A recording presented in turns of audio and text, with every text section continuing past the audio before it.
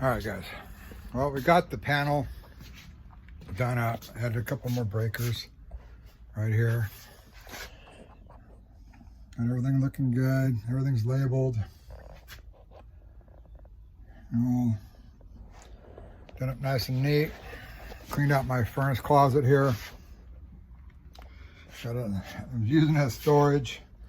Had all the additional chicken roofing and everything in front of it, and bags of insulation inside of it. So what we're going to do is I'm going to get in there and frame out the top area so we can get a plenum inside there and get some of the ducts ran out over into above the office area.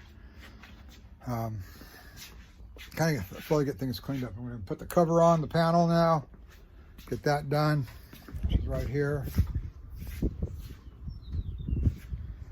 And then we finished up all the electrical that we needed to after we chased everything out, finished labeling it.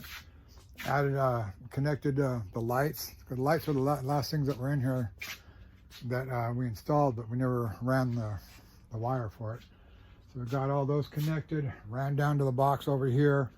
Everything's identified by little tags on there. Oops, you see little tags. I don't know if you can see that or not, but anyway, there are little tags right here. Like one will say power, one will say fan. What's that one there? That one's power. That one says fan. This one here says sink light, which tells me. And then we chase this one out. This one here goes over to these lights here, which is where my couch is going to go for right now. But a plan table and stuff like that can go there, or another computer table can go there. And then the other switch, the main switch, as you walk in, will flip on where all my computer stuff go over here.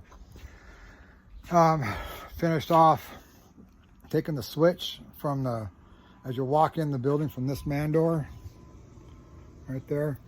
Since we put the wall in, of course, I got to walk around, turn the switch on. Well, I went ahead and just wired that up real quick, and I needed, 12.3 for it, or 14.3 or whatever. I needed more wire, so I ended up having to go with some Romex, but I didn't have it in the cased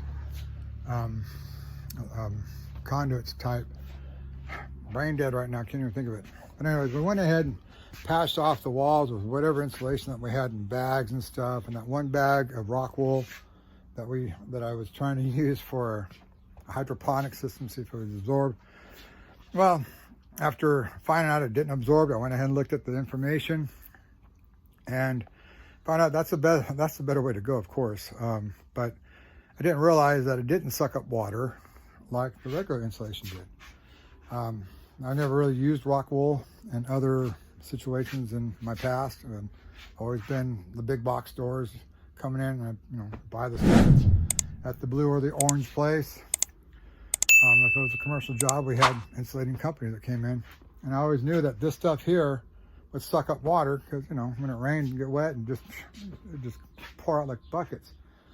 But what I found out about this rock wool after watching certain videos, it's a lot more fire retardant and it repels water. So I'm going, all right, from now on in some of my builds that require that kind of good insulation, I'm going to use the rock wool. So we got all that taken care of. The reason we're going towards the HVAC is because as the roof line tapers down, it's over here. As the roof line tapers down, it gets too tight for us to lay down in there.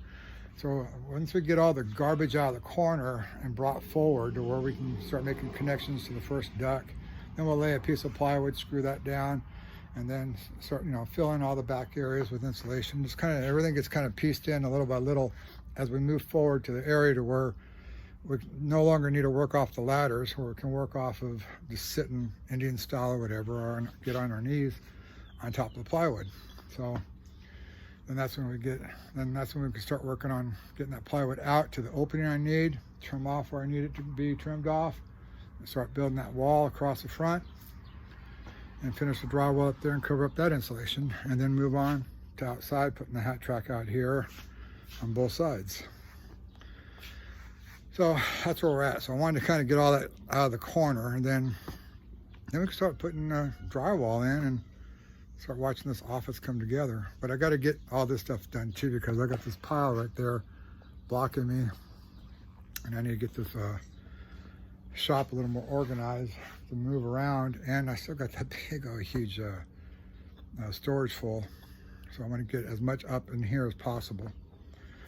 I'm not sure how I'm going to keep it looking clean, because as you can see, just trying to get it over the hat track at 4-foot sections, it frayeds, you know, it fluffs up, and then open up the back door and the front door, or both front doors, and we get that crosswind in here, it actually starts to mess up the insulation a little bit. So I'm thinking about maybe I'll just cover it with plastic for right now until I figure what kind of ceiling material I want to use.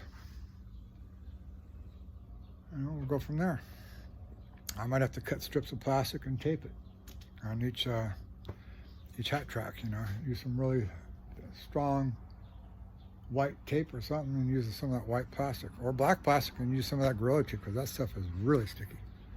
That's better than any duct tape out there, I guarantee it. That's the canvas style with the threads and stuff in it, not the duct tape that we use nowadays. That's like a packaging tape. Anyways, so that's what we've done. That's where we're going. And let's see where we end up. See you soon.